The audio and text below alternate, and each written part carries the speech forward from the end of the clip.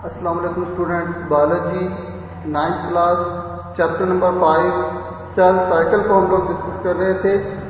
और इस चैप्टर में हम लोग meiosis and mitosis cell division की दो टाइप्स को डिस्कस कर चुके हैं और उन दोनों टाइप्स में आप लोगों ने उनकी इम्पोर्टेंस और उनकी जो फेजेस हैं उनको अभी तक आप लोगों ने डिस्कस किया।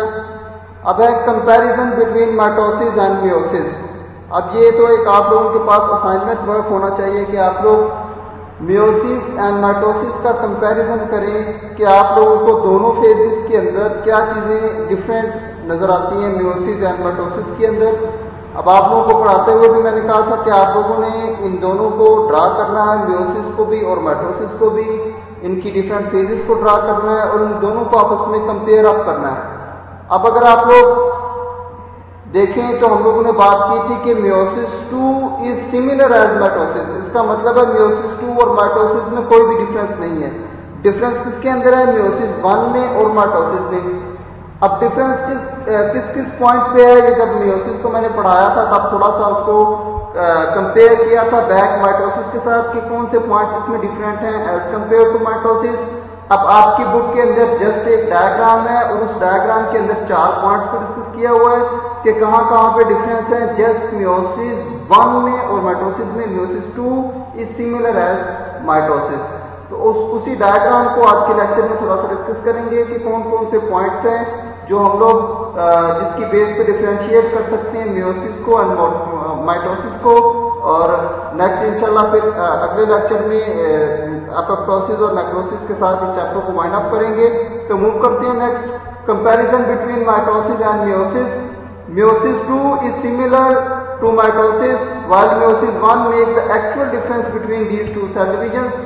अब मियोसिस और माइटोसिस दो टाइप्स हैं सेल डिवीजन की, ये बात याद रखनी है। आप लोगों को डेफिनेशन में बताया था कि इनके साथ लिखना है टाइप ऑफ सेल डिवीजन। और इन दोनों टाइप्स में से जो मियोसिस 2 और मियोसिस 1 और माइटोसिस है, इन दोनों के दरमियान एक डिफरेंस है, एक ऐसा डिफरेंस जो इन दोनों सेल डिवीजन को क्या करता है, आपस में से एक दूसरे से मुख्तलिफ बना देता है। तो अब the following chart describe the main differences between mitosis and meiosis 1। अब वो चार्ट हम लोग देख लेते हैं क्या वो हमारे पास प्रिस्क्राइब कर रहा है। अब आप लोगों की बुक पे एक क्लियर डायग्राम उसने दी होगी कि जिसमें वो एक साइड पे माइटोसिस को और एक साइड पे मियोसिस को डिस्कस कर रहा है और उसमें वो इंटरफेस का बता रहा है। It means the interface of mitosis and meiosis के वो भी इंटरफेस की स्टेज पे है सर। इंटरफेस को क्रॉस करके वो एंटर हो चुका है into meiosis and mitosis. Interface दोनों के अंदर सेम एज डुप्लीकेशन और डुप्लीकेशन ऑफ सेंट्रियोल्स और कंडेंसेशन और वो G1 S फेज वो सेम होंगी माइटोसिस और मियोसिस में। इंटरफेस के अंदर कोई भी डिफरेंस नहीं देखा था। डिफरेंस कहां से स्टार्ट होता है? From the early phase that is prophase 1 in meiosis and prophase of mitosis.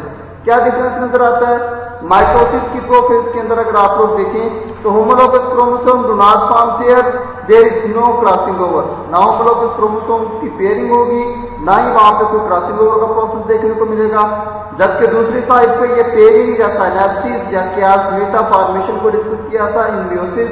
तो पेयरिंग ऑफ क्रोमोसोम्स या crossing over between homologous chromosomes ये होती है ड्यूरिंग प्रोफेज 1। इसका मतलब है कि प्रोफेज के अंदर डिफरेंस आ गया हमारे पास मियोसिस में और माइटोसिस में कि माइटोसिस के अंदर कोई भी डुप्लीकेशन या कोई भी पेयरिंग फॉर्मेशन या कोई भी क्रॉसिंग ओवर का कोई कंसेप्ट नहीं होता।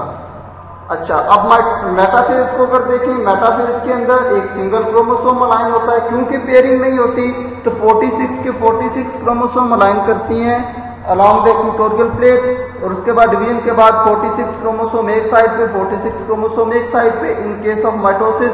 तो इसका मतलब है नंबर ऑफ क्रोमोसोम्स हमारे पास क्या रहेंगे, इक्विवेलेंट रहेंगे इन केस ऑफ माइटोसिस। जबकि दूसरी तरफ होमोलोगस पेयर्स, अब हम लोगों ने मियोसिस तक डिस्कस किया था तो वहां पे पेयरिंग की बात की थी कि पेयर्स अलाइन होंगे, 23 पेयर्स अलाइन होंगे। अब वो 23 पेयर्स को जब दरमियान में से क्लीव किया जाएगा तो 23 एक साइड पे, 23 एक साइड पे, इसका मतलब है कि हैप्लॉइड जो सेल्स बनेंगे वो क्या होंगे, हैप्लॉइड होंगे। Chromosomes break and individual chromatids are pulled toward the opposite poles. अब क्रोमोसोम जो है वो ब्रेकअप होंगे, सेंट्रोमेयर डिवाइड करेगा in case of mitosis, and in case of meiosis just जो होमोलोगस क्रोमोसोम्स हैं वो एक दूसरे से क्या होंगे, सेपरेट होंगे। और 4 और लास्ट डिफरेंस अगर इनके अंदर देखें तो daughter nuclei contain diploid number of chromosomes. Of course जब 46 क्रोमोसोम को मेटाफेज के अंदर अलाइन कर रहे हैं और वो 46 लीव कर रहे हैं फ्रॉम सेंट्रोमेयर, तो इसका मतलब है कि 46 क्रोमोसोम एक साइड पे, 46 क्रोमोसोम एक साइड पे, तो सेल जो रहेगा वो डिप्लॉयड रहेगा, हैप्लॉयड सेल वो नहीं बनेगा। जबकि इन case of meiosis daughter nuclei contain each chromosome, daughter nuclei contain a applied number of chromosomes, each chromosome has 2 chromatids।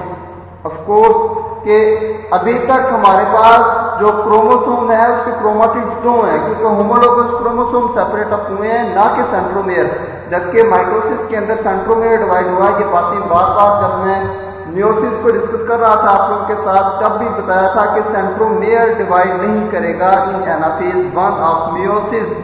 जबकि यहाँ पे आप लोगों को नजर आ रहा है मेटाफेज के अंदर एनाफेज ऑफ माइटोसिस, इसके अंदर क्या करेगा, सेंट्रोमेयर क्लीव करेगा।